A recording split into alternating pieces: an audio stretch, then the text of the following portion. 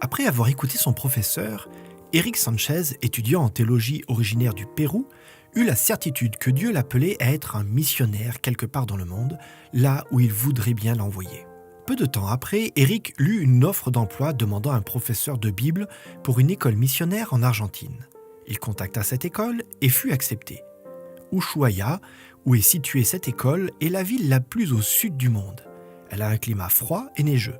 Sachant que de nombreux habitants de cette ville doivent lutter pour vivre et que beaucoup sont accros à l'alcool ou au tabac, Eric prie à Dieu de l'utiliser pour changer la vie des personnes qu'il allait servir. L'Église organisa un plan de 5 jours pour cesser de fumer et invita tous les habitants de la ville à y assister. Eric distribua des invitations partout où il allait. Un jour, froid et humide, après avoir pataugé dans la neige pendant des heures, ils se réfugièrent dans un hôpital. Il put se réchauffer, mais se sentit trop fatigué pour continuer à marcher. Il déposa quelques invitations à la réception et rentra chez lui. Le premier soir de ce plan de 5 jours, des douzaines de personnes se présentèrent.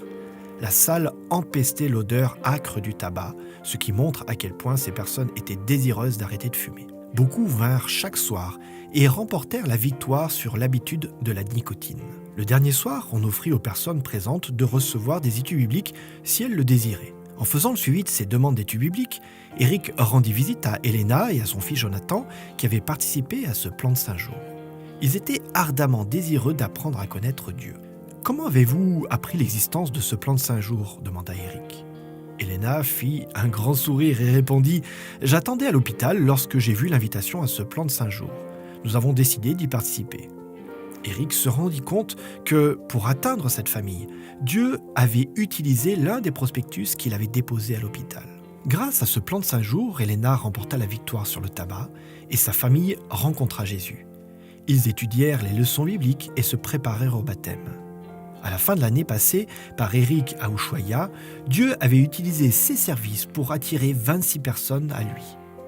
Si Jésus vous appelle à son service, que ce soit dans votre pays ou loin, priez pour qu'il travaille dans votre cœur et dans votre esprit, pour vous montrer à quel point vous pouvez être utile et essentiel pour son ministère.